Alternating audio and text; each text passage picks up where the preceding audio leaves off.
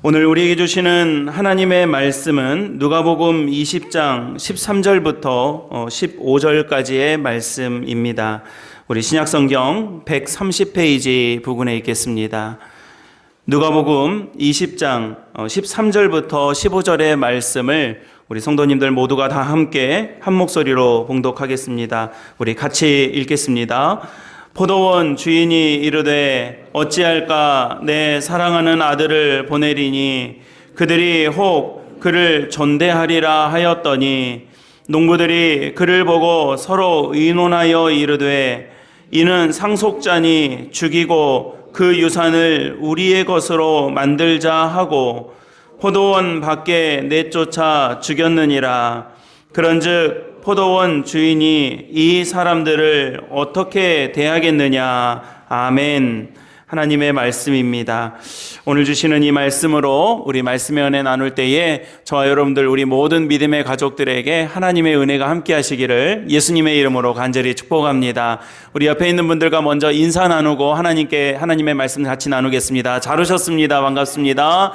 귀한 예배의 자리에 나오신 우리 모든 분들을 예수님의 이름으로 환영하고 또 축복합니다. 한 주를 잘 보내셨죠? 우리가 사순절을 보내고 벌써 사순절 셋째 주일을 맞이해서 오늘 귀한 예배의 자리를 우리가 함께 맞이하게 되었습니다. 사순절이라고 해서 우리가 다른 것은 아니지만 그래도 이 사순절의 기간을 통해서 예수 그리스도의 십자가의 은혜, 오늘 우리 성가대가 찬양한 것처럼 그 사랑이 얼마나 큰지, 그 사랑이 얼마나 감격스러운지, 그 사랑이 나에게 어떤 사랑인지를 깊이 돌아볼 수 있는 그런 기간이 이 사순절도 기간입니다. 그래서 그런 귀한 은혜를 나눌 수 있는 은혜의 시간들이 되셨으면 좋겠고요. 오늘 예배의 자리를 통해서도 하나님께서 분명 은혜 주실 줄로 믿습니다. 우리는 살다 보면 뭔가 좋은 뜻을 가지고 열심히 해볼 때가 있습니다. 그럼에도 불구하고 그 결과가 내 의도와 또 내 계획과 전혀 다른 방향으로 치닫게 될 때도 상당히 우리가 많이 겪는 일들입니다. 이렇게 했으니까 이렇게 되겠지, 나는 좋은 뜻으로 했으니까 좋은 결과가 나오겠지라고 했지만 내 생각과 좀 다른 결과가 나올 때가 있고요. 또 그 반대의 경우도 많이 있습니다. 내가 그러려고 그런 건 아니었는데 좋은 결과가 나온다거나 또 예상치 않았던 어떤 기대 이상을 얻게 되는 때도 있습니다.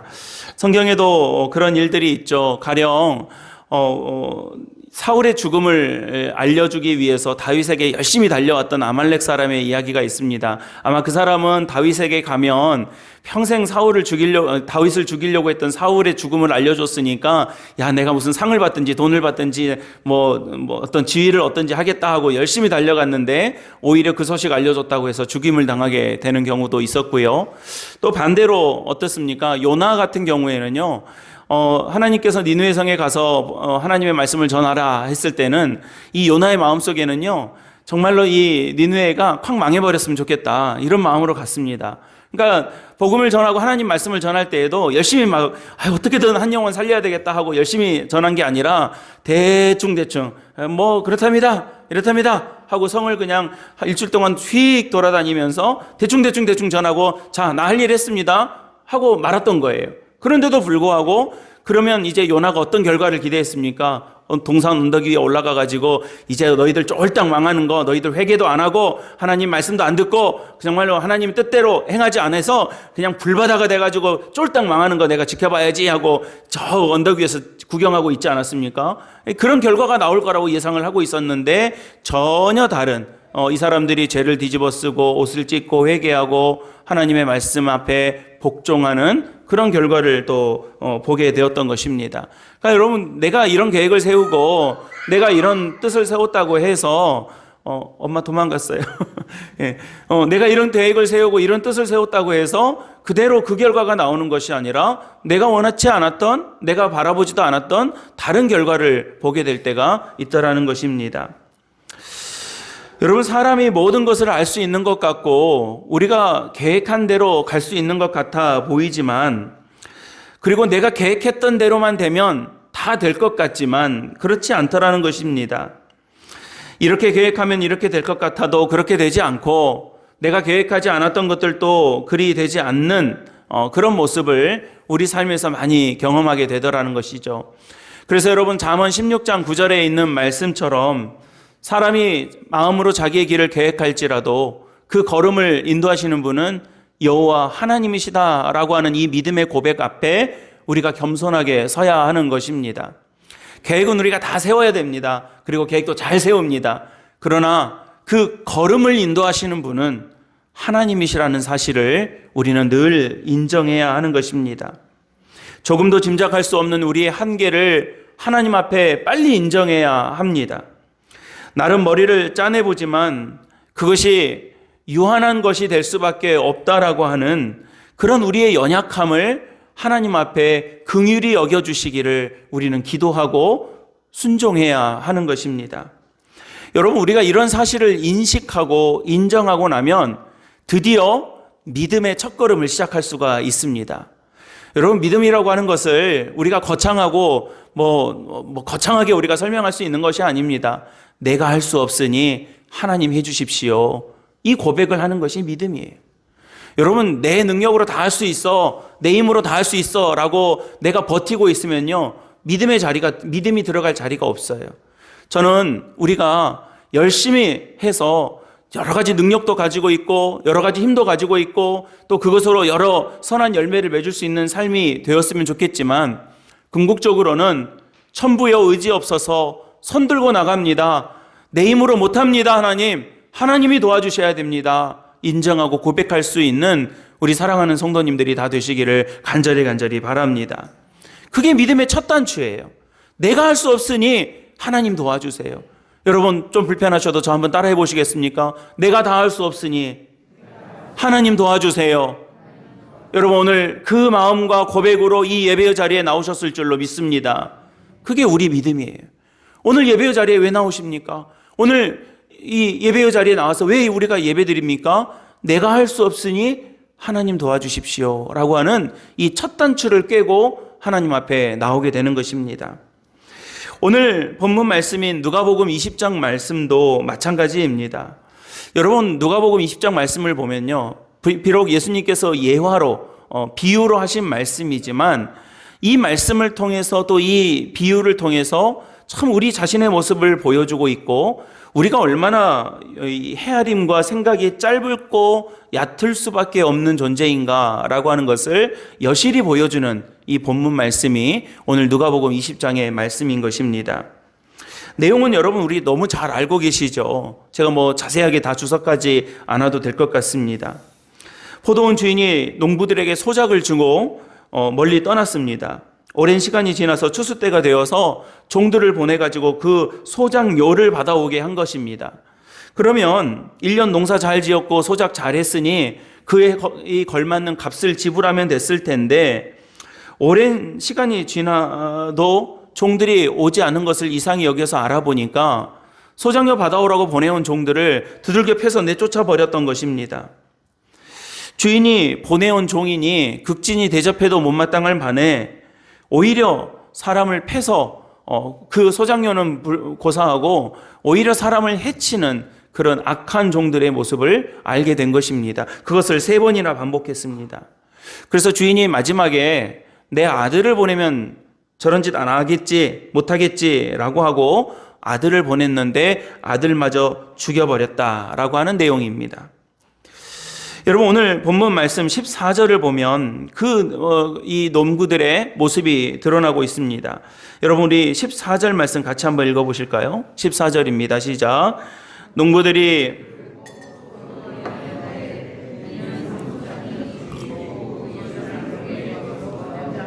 하고 아멘. 그러니까 지금 이 종들의 모습을 이 누가복음 20장 14절의 말씀에서 묘사하고 있는 거죠. 어떤 모습이었습니까? 아들 죽이자. 아들 죽이고 이거 아예 우리가 소작이 아니라 우리 걸로 차지하자. 그러니까 이런 모의를 하고 있는 거죠. 여러분 생각해 보십시오. 상식적으로 생각해도 아들 죽이면 땅들이 자기 거 되겠습니까? 아들 죽였다고 해서 그 주인의 것이 자기 것들 되겠습니까? 주인에게 맞아 죽든지 쫓겨나지 않겠습니까? 어떤 결과가 나올지 뻔히 알 수 있는 것 아니겠습니까? 충분히 예상할 수 있었던 일임에도 불구하고 농부들은, 여기 나오는 이 어리석은 농부들은 어리석은 결정, 잘못된 결정을 내리고 있는 것입니다. 요즘 애들이요, 어디를 가면, 어느 장소에 가면 제일 먼저 찾는 게 뭔지 아십니까? 아이들이요, 아이들. 와이파이 번호부터 찾아요. 그러니까 인터넷 안 되면 휴대폰이 먹통되니까 또 뭐 데이터 충분하게 가지고 있지 않는 이상은 어디 가면 여기 와이파이 번호 몇 번인가 그거 찾아요. 우리 교회도 제가 앉아 있으면 아이들이 와가지고 목사님 와이파이 비밀번호 몇 번이에요? 물어봐요. 예, 우리 성도님도 혹시 모르시면 064-794-2083입니다. 우리 교회 전화번호예요. 또 어디 써놨어요. 다 그냥 보면 돼요. 그러니까 여러분 지금 아이들이 어디 가면 이 인터넷 안 될까봐 와이파이부터 찾아요. 어디 카페 가면 와이파이부터 찾아요. 그러면 그 모뎀이라고 하는 기기와 와이파이가 가까워야, 내 휴대폰이 가까워야 전화기가 잘 인터넷이 터지는 겁니다. 여기서부터 멀어지면 안테나 수 줄어들고 안 통하는 거예요. 제가 이거 보면서 정말로 오늘 이 본문 말씀 묵상하고 그거 생각해 보면서 요거구나 생각을 했습니다. 사람은요, 하나님의 피조물입니다. 하나님이 만드신 존재들이에요. 여기 계신 저와 여러분들이 하나님의 피조물들이에요. 그렇다면 어떻게 해야 우리가 제 기능을 하는지 아십니까? 하나님과 가까이 있어야 터지는 거예요. 하나님과 가까이 있어야 제 기능하는 겁니다. 사람은 하나님의 피조물이므로 하나님으로부터 멀어지면 제 기능 못하는 거예요. 겉으로 볼 때 멀쩡하고 겉으로 볼 때 번듯하고 겉으로 볼 때 잘 돌아가는 것 같지만 와이파이 안 터지는 거예요.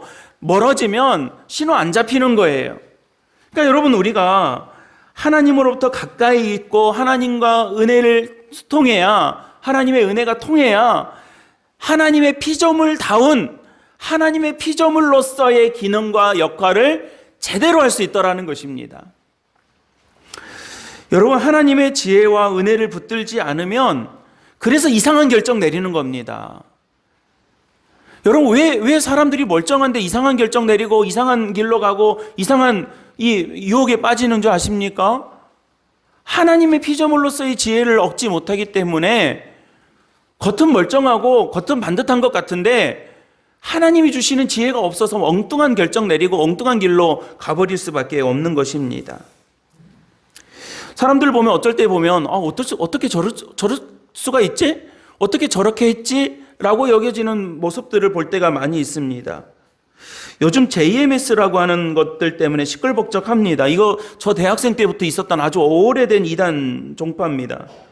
이게 이제 정명석이라고 하는 그 교주의 이름, 그 이니셜이기도 하지만 이 사람들이 어떻게 적용을 해서 하냐면 지저스 모닝스타, 예수님의 새벽별. 그래서 요한계시록 22장에 있는 말씀 인용해가지고 여러분 요한계시록 22장 16절에 보면요, 나 예수는 교회를 위하여 내 사자를 보내어 이것들을 너희에게 증거하게 하노라. 나는 다윗의 뿌리요 곧 광명한 새벽별이라. 이거 딱 빼가지고 와가지고요, 새벽별, 모닝스타, 새벽별 그거 인용해가지고 정명석, JMS, 지저스 모닝스타가 새벽별이다, 광명한 새벽별이다, 그딴 식으로 인용해가지고 많은 사람들을 유혹하게 하는 거예요. 여러분, 말이 돼요, 안 돼요?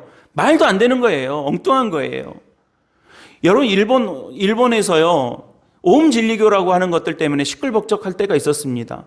여러분, 그 사람 보면요, 우리 그냥 기본 상식으로 보면 너무 말도 안 되는 이 기괴한 행동들을 해요. 자기 공중부양한다고. 공중부양은 우리나라도 있었죠.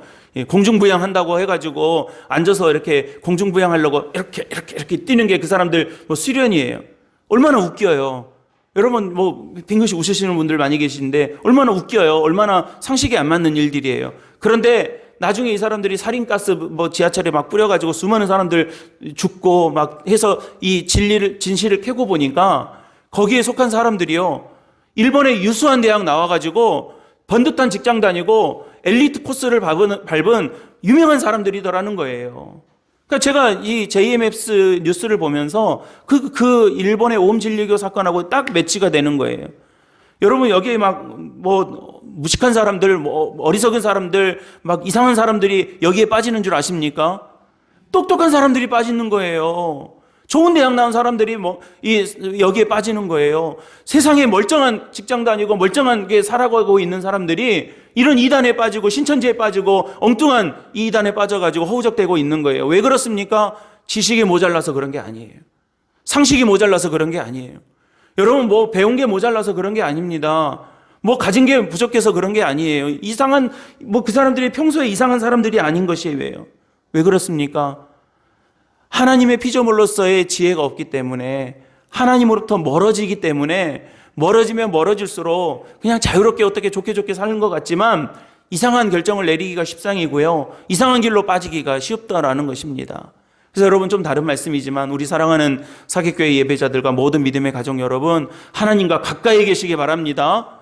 이게 오늘 말씀의 핵심과도 이어지는 말씀이지만 우리 하나님과 가까이 있어야 돼요. 하나님의 은혜 안에서 잘 통하는 곳에 항상 머물러 있어야 되는 것입니다. 여러분, 이 농부들의 결정과 이 회의 내용을 보면 정말 말도 안 되는 결정을 내리고 시행을 해버립니다. 근데 여러분, 오늘 이 말씀 보면서 우리가 좀 더 가깝게 주목해야 할 것이 있다라면, 이 이야기 속에, 이 예수님의 비유 속의 농부들이 누가 봐도 어리석기 그지없는 이 행동들과 판단들을 어떻게 결정해냈느냐라는 것입니다. 그게 오늘 14절에 다시 한번 나오는데요. 여러분 14절 다시 한번만 읽어보시죠. 오늘 본문 말씀이 좀 함축적으로 이 안에 다 많이 들어있어서 제가 이 말씀 몇 번 읽을 겁니다. 14절 다시 한번 읽어봅니다. 시작. 농부들이 그를 보고 서로 의논하여 이르되,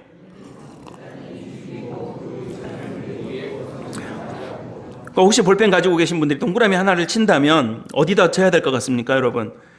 의논하여라는 거예요. 의논하여. 그러니까 지금 이 말도 안 되는 결정, 이거를 그냥 어리석은 한 사람의 결정으로 끝난 것이 아니라 여기 있는 농부들이 서로 의논해서 했다는 거예요. 회의해가지고 했다는 거예요. 머리 짜내고 생각을 모아가지고 이게 베스트다, 이게 최선이다 라고 하는 것들을 고작 만들어낸 게 아들 죽이자, 이런 결정 내리고 있었다라는 것입니다. 여러분, 지금 이 농부들은요, 우발적으로 충동적으로 일으킨 사건이 아니었습니다. 실수가 아니었어요. 잘 준비하고 잘 계획하고 그들이 생각할 때에 최선이라고 여겨지는 일들을 잘 의논한 결과 주인의 아들을 죽이는 일을 행했던 것입니다. 이 사람들이요, 비유의 말씀이지만 이 사람들이 우리 오늘 최고 멍청한 결정 하나 내려보자, 최고 어리석은 결정 한번 해보자, 우리 오늘 바보가 되자, 이렇게 해서 내린 결정이 아니에요. 우리한테 뭐가 최고 이익이 될까? 어떻게 하면 우리가 성공할 수 있을까? 어떻게 해야 우리가 최대한 얻어낼 수 있을까? 이거 머리 짜내서 만들어낸 결과인 거예요. 나름대로 최선의 방법을 짜낸 것이 이것이었습니다. 그러나 그 결과가 어떤 것이었습니까? 죽음이었습니다. 그 결과는 멸망이었고, 그 결과는 사망에 이를 수밖에 없는, 누가 봐도 어리석은 결과를 만들어냈던 것입니다. 한치 앞을 계산할 줄 모르고, 옳고 그름을 분별할 줄 모르고, 제대로 판단할 줄 모르는 그런 어리석은 농부들이 어리석은 결정을 내놓은 것이 고작 주인 아들 죽여서 이 땅 내거 될지 않을까라고 김칫국 마시는 그런 이 모습이 바로 오늘 이 농부들의 모습, 자기들의 무덤을 파는 모습이었던 것입니다. 여러분, 제가 오늘 이런 말씀을 드리면 혹시 우리 마음속에 손가락질하면서 저 미련한 농부들, 저 무식한 농부들, 저 어리석은 것들 하고 우리가 혹시 비웃고 계십니까? 그러나 여러분, 우리 분명히 알아야 합니다. 성경 말씀에서 우리에게 거울처럼 보여주시는 이 말씀은 저 어리석은 농부, 저 미련한 농부들을 보여주고 있는 것이 아니라 우리가 살아가고 있는 우리들의 연약한 모습을 보여주고 있더라는 것입니다. 예수님은 우리들의 모습이 이 농부들과 크게 다를 것 없다는 것을 보여주시기 위해서 비유의 말씀으로 지금 이 말씀을 해주고 계셨던 것입니다. 하나님의 은혜가 없이는, 하나님의 도움이 없이는, 하나님의 인도하심이 없이는 아무리 머리를 짜내고 생각을 짜내고 지식을 모으고 경험을 모아도 고작 만들어낼 수 있는 결과라고 하는 것은 이 정도 수준밖에 안 되더라는 것입니다. 인간적인 마음들이 모여서 아무리 좋은 계획을 내놓아도 전능하신 하나님의 섭리와 계획에 털끝만큼도 미치지 못하는 어리석은 결과를 낼 수밖에 없더라는 것입니다. 여러분, 우리가 하나님을 만나지 않는 이상 우리는 이 뻔한 수준을 벗어날 수 없습니다.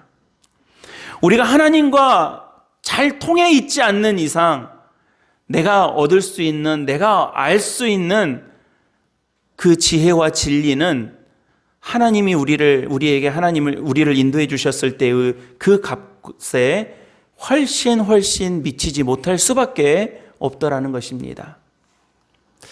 제가 그런 생각을 해봤습니다. 저희 그 노회에서요, 우리 테니스 운동 하시는 분들 가끔 계시죠. 테니스 제일 잘 치는 목사님이 누구시냐면요, 저희 교회도 오셨던 대륜교회 김대현 목사님이 제일 잘 칩니다.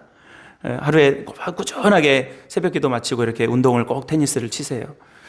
우리 노회에서 테니스 제일 잘 치세요. 근데 이제 자기가 잘 하시니까 이제 우리가 잘하면 전도하잖아요. 자꾸 전도를 하세요. 저한테도 이제 제가 형이니까 형 이거 한번 해봐, 테니스 한번 해봐 그러면서 한 3년 전에 저한테 라켓을 하나 선물해 준 적이 있어요. 제 사무실에 있어요. 그래서 제가 라켓을 이제 선물 받아가지고 좋은 라켓 하나 가지고 있는데, 제가 열심히 했느냐? 열심히 잘 안 해요. 이제 몇 번 와가지고 가르쳐 주기도 하고 김대현 목사님한테 배우기도 했는데, 제가 이제 가지고 있다가 몇 번 배웠으니까 칠 줄은 아니까 이제 가끔 낮에 좀 몸 좀 움직여야 되겠다, 점심 먹고 와서 이제 좀 졸립다 그러면 우리 그 마당 있잖아요. 한쪽에 이렇게 벽이 있으니까 벽에다 대고 이제 혼자 이렇게 퉁퉁 치는 거예요. 몇 번 이렇게 치고, 한 10번 했다 그러면 이제 들어가자 하고 다시 들어가고, 그렇게 해봐요. 그렇게 한 지가 한 3년 됐어요. 그러니까 여러분, 나름 테니스 구력이 제가 몇 년이라고요? 제 테니스 구력이 나름 3년이에요. 벽 치고 친 테니스가. 근데 얼마 전에 저희 교회 종달교회 김기승 목사님이 놀러 왔어요. 일에서 오셨다 저희 교회 들렸는데, 그날 김대현 목사님도 이렇게 오셨는데, 뭐 테니스 이야기를 어떻게 하다 보니까 김대현 목사님이 가방에서 라켓을 하나 꺼내가지고 김기승 목사님한테 테니스 라켓을 하나 또 선물해 주는 거예요. 그리고 이제 거기는 후배거든요. 김 목사 이거 쳐봐. 배우면 좋아. 운동하고 좋아. 해가지고 라켓을 하나 선물해 주면서 이거 가지고 좀 내가 쓰던 거지만 그래도 좋은 거니까 이거 가지고 운동해보라고. 김기승 목사님이 이게 도전이 돼가지고 교회 가가지고 했더니 마침 종달교회 장로님이 테니스 좀 치시는 분이신 거예요. 그래가지고 월요일마다 일주일에 한 번씩 장로님하고 테니스 친다는 거예요. 그래서 제가 며칠 전에 한 번 이렇게 셋이 다시 만난 적이 있었어요. 만나가지고 테니스 코트 가가지고 한 번 쳐봤는데, 자, 제 구력은 몇 개월이요? 몇 년이요? 3년. 김기승 목사님 구력은 몇 개월이요? 3개월. 자, 3개월하고 3년하고 시합을 했는데 누가 이겼게요? 3년이 이겼다고요? 3개월이 이겼어요. 왜요? 저는 벽 보고 쳤고요. 이 목사님은 잘 치는 장로님하고 같이 쳤어요. 3년을 그렇게 해봐야, 아니 30년을 그렇게 해도 3개월 잘한 사람 만나서 연습해보는 사람을 못 이기는 거예요. 여러분, 우리가요 되게 지혜로운 것 같아요. 되게 많이 배운 것 같아요. 많이 알고 있는 것 같아요. 점점 세월이 지날수록요, 자기가 알고 있는 것들이 이게 견고해집니다. 그래서 고집스러워지고 내가 가지고 있는 주장을 꺾기가 쉽지 않아져요. 저도 그래요. 점점 그렇게 되어가는 것 같아요.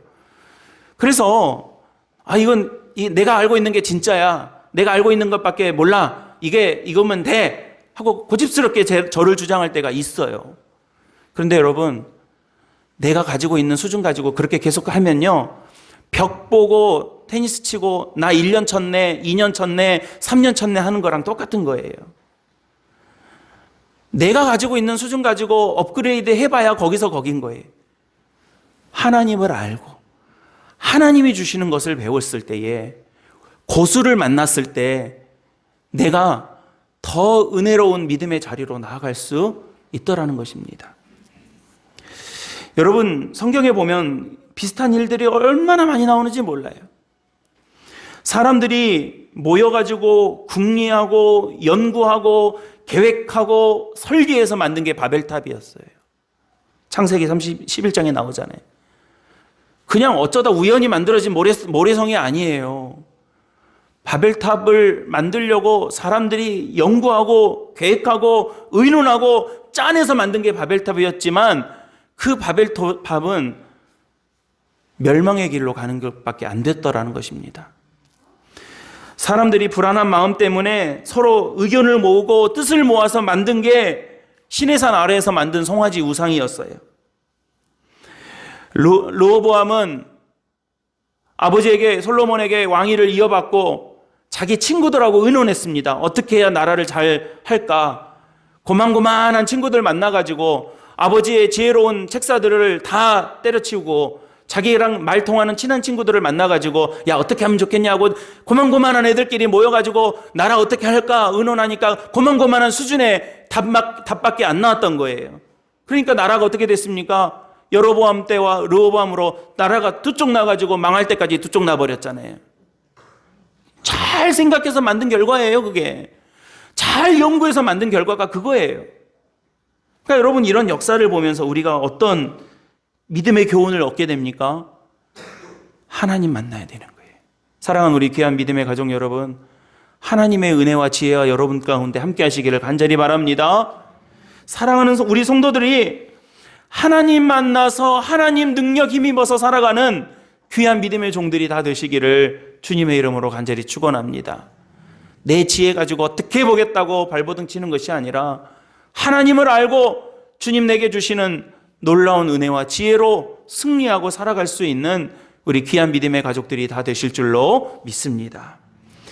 두 번째, 우리가 한 가지 더 주목해야 될, 오늘 본문 말씀에서 주목해야 될 사실은요, 이 어리석은 모임에 적당하게 함께 하지 말고 하나님의 은혜의 자리에 분명하게 서 있기를 우리가 결단해야 되겠다라는 것입니다. 지금 여기에 있는 농부들은 여러 명이었습니다. 거기에는 주동하는 사람도 있었을 것이고 그저 그냥 그렇게 하다가 따라온 사람도 있었을 것입니다. 모든 것이 그렇습니다. 근데 여러분 성경에 보면 데살로니가전서 5장에도 보면 악은 그 모양이라도 버리라고 말씀하십니다. 또는 구약에 보면 하나님의 법궤에 손도 대지 말라고 그럽니다. 그래서 손댔다가 죽은 사람도 있죠. 지성소에는 들어오지도 말라고 그럽니다. 죽을까 염려된다고 그럽니다. 왜 그랬습니까? 마태복음 5장 48절 말씀에 너희 아버지의 온전하심과 같이 너희도 온전하라, 이 말씀 때문에 우리를 온전하게 하시기 위한 하나님의 여러 가지 강한 당부들이 있었더라는 것입니다. 적당하게, 적절하게, 대충 발 담그고 있지 말고, 요즘은 참 그런 것들이 오히려 미덕이 되는 그런 것처럼 여겨지는 모습들도 참 많이 있습니다. 여기저기에 적당하게 몸 담그고 서로 적당하게 잘 맞춰주면 저 친구 참 사회생활 잘한다, 세상 살아가는 방법을 잘 터득했네 라고 칭찬받기도 합니다.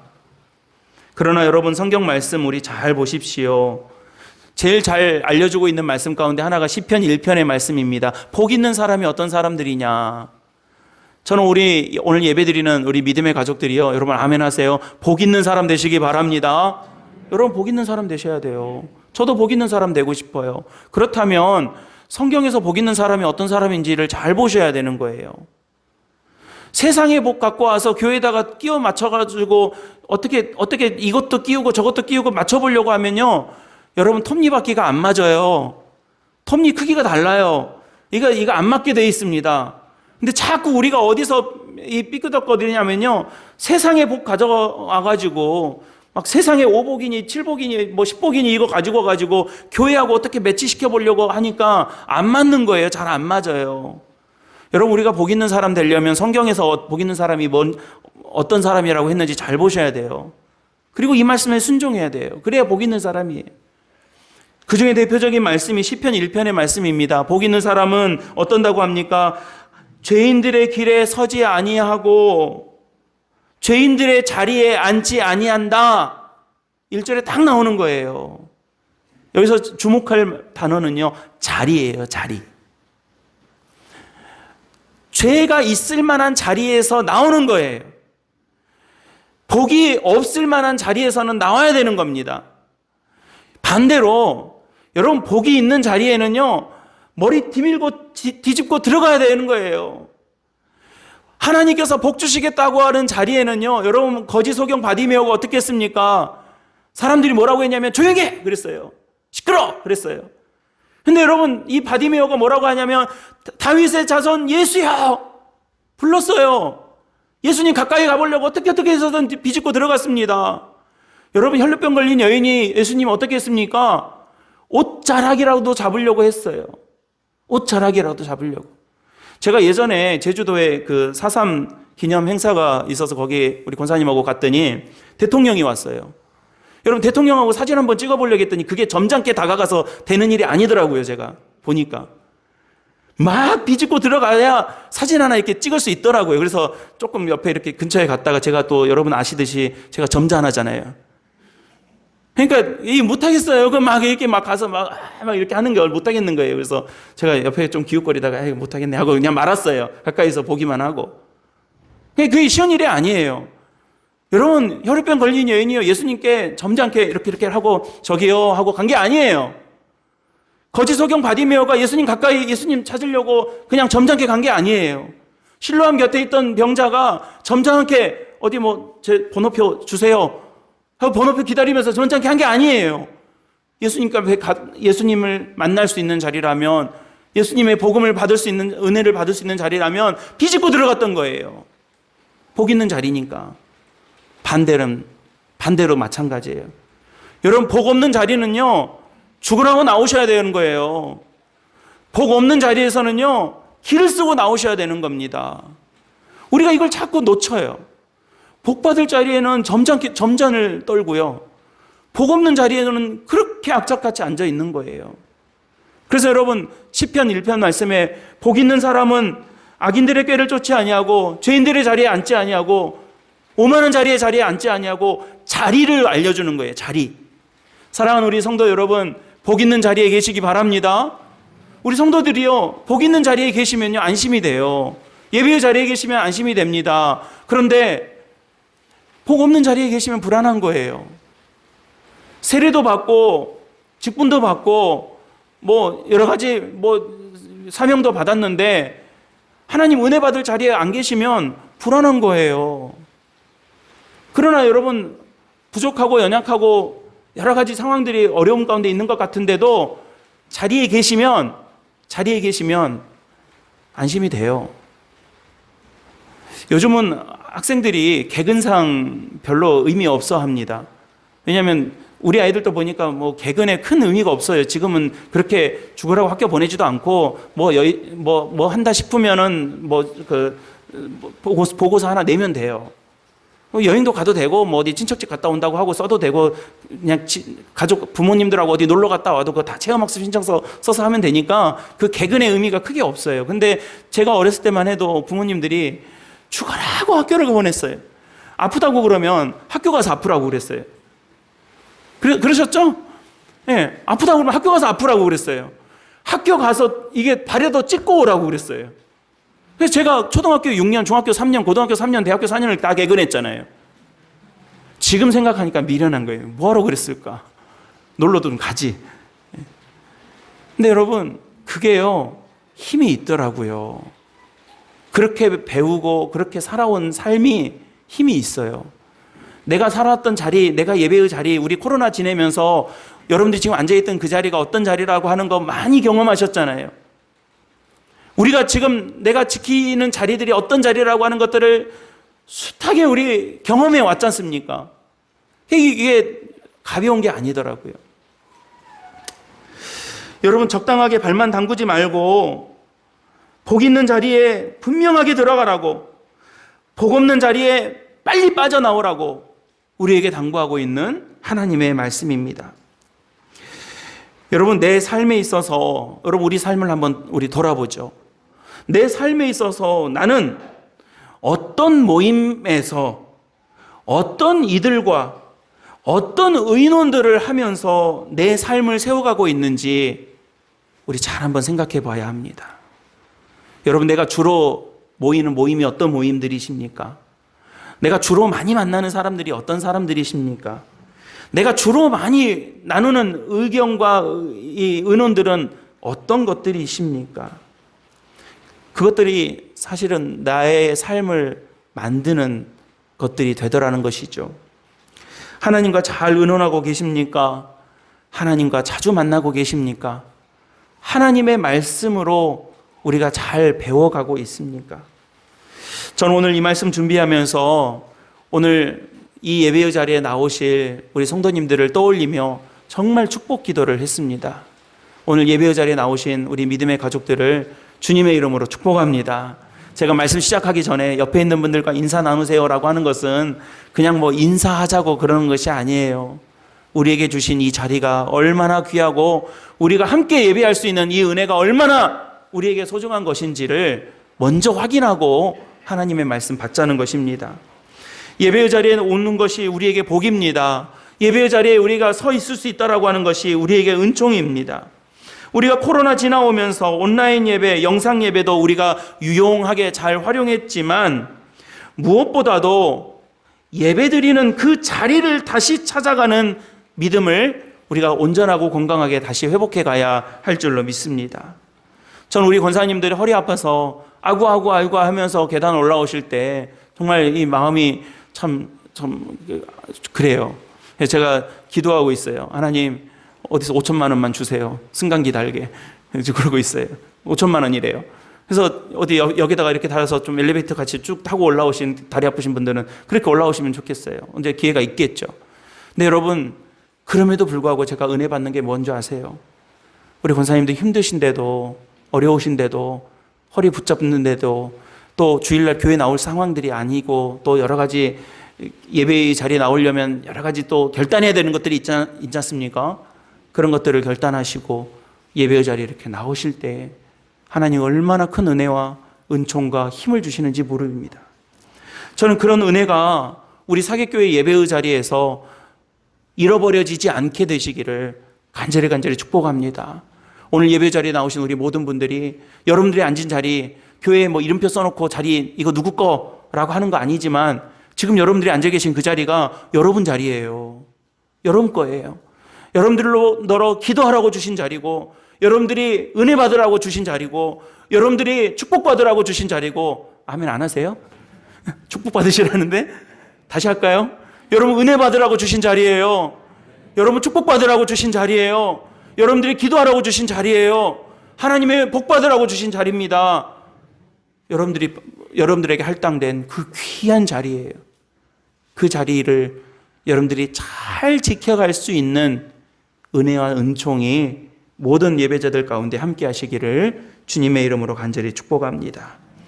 여러분 세상은요 우리를 어지럽게 하는 마치 이 농부들이 그랬던 것처럼 어리석은 회의들이 많아요. 여러분 그 어리석은 회의에 동참하지 마시고 오늘 말씀 제목처럼 하나님의 말씀과 예배의 은혜에 동참하여 생명과 부활의 소망 안에서 살아가는 참 복받은 우리 믿음의 가족들이 다 되시기를 우리 주 예수 그리스도의 이름으로 간절히 축복합니다. 아멘. 기도하겠습니다. 은혜로우신 아버지 하나님 감사합니다. 사랑하는 귀한 주의 백성들을 이곳에 부르시고 우리도 주님 부르심 받아 아버지의 이 예배의 자리에 나올 수 있도록 은혜 베풀어 주신 것을 감사드립니다. 사랑하는 귀한 종들을 주님께서 눈동자처럼 붙들어 주셔서 하나님 이 어두운 시대에 더욱더 하나님을 신실하게 믿음으로 날마다 새 힘을 얻어 살아가는 주의 거룩한 백성들이 되게 하여 주시옵소서.